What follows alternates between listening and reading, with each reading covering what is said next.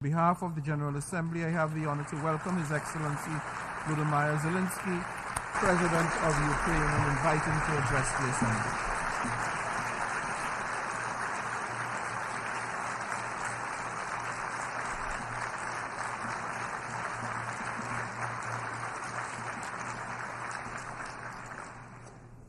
Thank you very much. I welcome all who stand for common efforts, and I promise, being really united, we can guarantee fair peace for all nations. What's more, unity can prevent wars. Ladies and gentlemen, Mr. Secretary General, Mr. President, fellow leaders, this call so many wars, but not as active defender against the aggressions. In many cases, the fear of war, the final war, was the loudest here, the war after which no one would gather in the General Assembly Hall again. The Third World War was seen as a nuclear war, a conflict between states on the highway to nukes. Other wars seemed less scary compared to a threat of the so-called great powers firing their nuclear stockpiles. So the 20th century taught the world to restrain from the use of the weapons of mass destruction, not to deploy, not to proliferate, not to threaten with, and not to test, but to promote a complete nuclear disarmament. Frankly, this is a good strategy, but it should not be the only strategy to protect the world from the final war. Ukraine gave up its third largest nuclear arsenal. The world then decided Russia should become a keeper of such power. Yet history shows it was Russia who deserved nuclear disarmament the most back in 1990s. And Russia deserves it now. Terrorists have no right to hold nuclear weapons. No right. But truly, not the nukes are the scariest now. While nukes remain in place, the mass destruction is gaining its momentum. The aggressor is weaponizing many other things, and those things are used not only against our country, but against all of yours as well. Fellow leaders, there are many conventions that restrict weapons, but there are no real restrictions on weaponization. First, let me give you an example. The food. Since the start of the full-scale war, the Ukrainian ports in the Black and Azov seas have been blocked by Russia. Until now, our ports on the Danube River remain the target for missiles and drones. And it is a clear Russia's attempt to weaponize the food shortage on the global market in exchange for recognition for some, if not all, of the captured territories. Russia is launching the food prices as weapons. The impact spans from the Atlantic coast of Africa to the Southeast Asia, and this is the threat scale. And I would like to thank those leaders who supported our Black Sea Grain Initiative and program Grain from Ukraine. Thank you so much.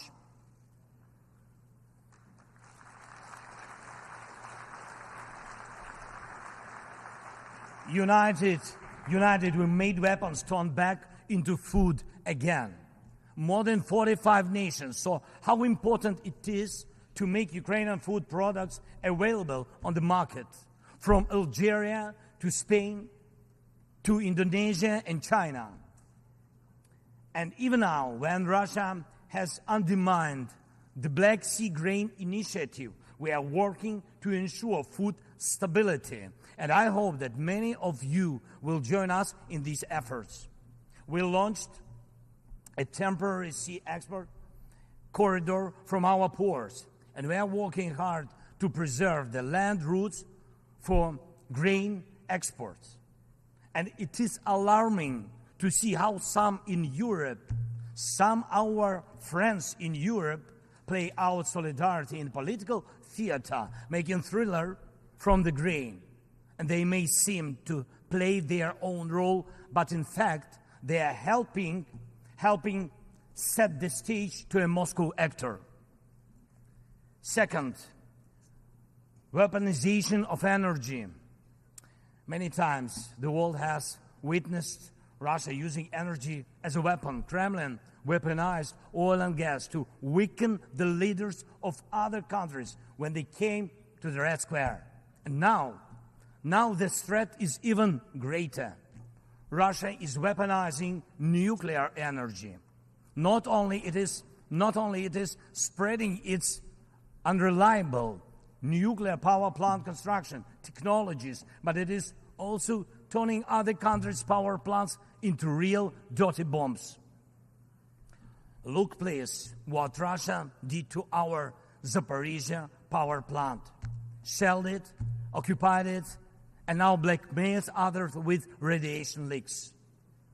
Is there any sense to reduce nuclear weapons when Russia is weaponizing nuclear power plants? Scary question. The global security architecture offers no response or protection against such a treacherous radiation threat, and there is no accountability for radiation blackmailers so far. The third example is children. Unfortunately, various terrorist groups abduct children to put pressure on their families and societies. But never before the mass kidnapping and deportation would become a part of the government policy. Not until now. We know the names of tens of thousands of children and have evidence on hundreds of thousands of others kidnapped by Russia in the occupied territories of Ukraine and later deported.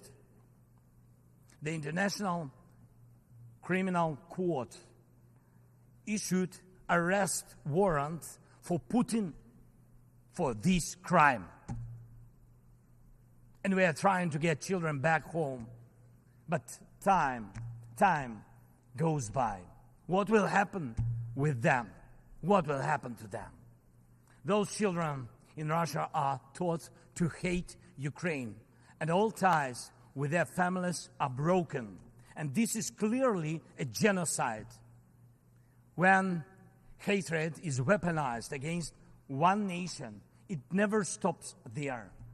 Each decade, Russia starts a new war.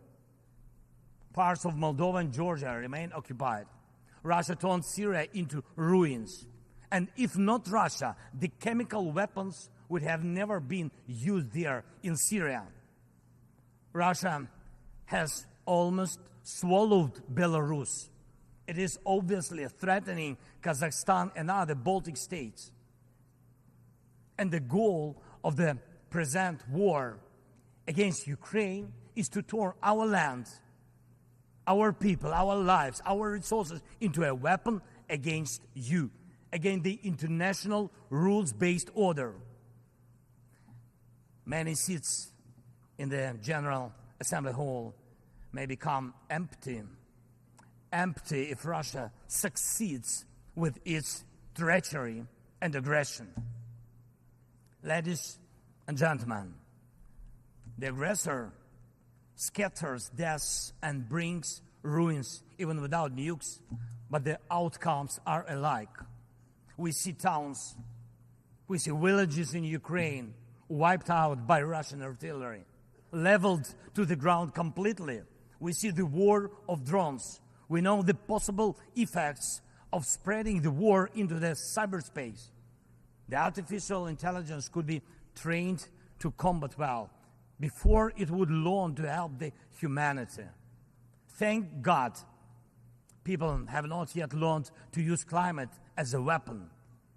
Even though humanity is failing on its climate policy objectives, This means that extreme weather will still impact the normal global life, and some evil state will also weaponize its outcomes.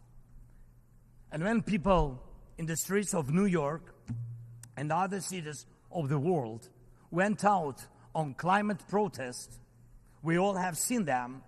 And when people in Morocco and Libya and other countries die as a result of natural disasters, and when islands and countries disappear underwater, and when tornadoes and deserts are spreading into new territories, and when all of this is happening, one unnatural disaster in Moscow decided to launch a big war and kill tens of thousands of people.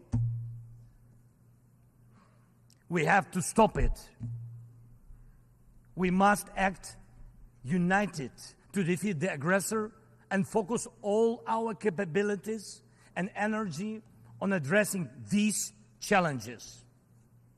As nukes are restrained, likewise the aggressor must be restrained, and all his tools and methods of war. Each war now can become final, but it takes our unity to make sure that aggression will not break in again. And it is not a dialogue between the so-called great powers somewhere behind the closed doors that can guarantee us all the new wars era, but open war of all nations for peace. Last year, I presented the outlines of the Ukrainian peace formula at the UN General Assembly. Later, in Indonesia, I presented the full formula. And over the past year, the peace formula became the basis to update the existing security architecture. Now we can bring back to life the UN Charter and guarantee the full power for the rules-based world order. And tomorrow, I will present the details at a special meeting of the UN Security Council. The main thing is that it is not only about Ukraine. More than 140 states and international organizations have supported the Ukrainian peace formula fully or in part. The Ukrainian peace formula is becoming global. Its points offer solutions and steps that will stop all forms of weaponization that Russia used against Ukraine and other countries and may be used by other aggressors. Look, for the first time in modern history, we have a real chance to end the aggression on the terms of the nation which was attacked. And this is a real chance for every nation to ensure that aggression against your state, if it happens, God forbid, will end. Not because your land will be divided and you will be forced to submit to military or political pressure, but because your territory and sovereignty will be fully restored. We launched the format of meetings between national security advisors and diplomatic representatives. Important talks and consultations were held in Hiroshima, in Copenhagen, and in Jeddah on the implementation of the peace formula. And we are preparing a global peace summit. And please, I invite all of you who do not tolerate any aggression to jointly prepare the summit. And I am aware of the attempts to make some shady dealings behind the scenes. Evil cannot be trusted. Ask Prigozhin if one bets on Putin's promises. Please, hear me. Let unity decide everything openly. While Russia is pushing the world to the final war, Ukraine is doing everything to ensure that after Russian aggression, no one in the world will dare to attack any nation. Weaponization must be restrained. War crimes must be punished. Deported people must come back home. And the occupier must return to their own land. We must be united to make it, and we'll do it. Slava Ukraini!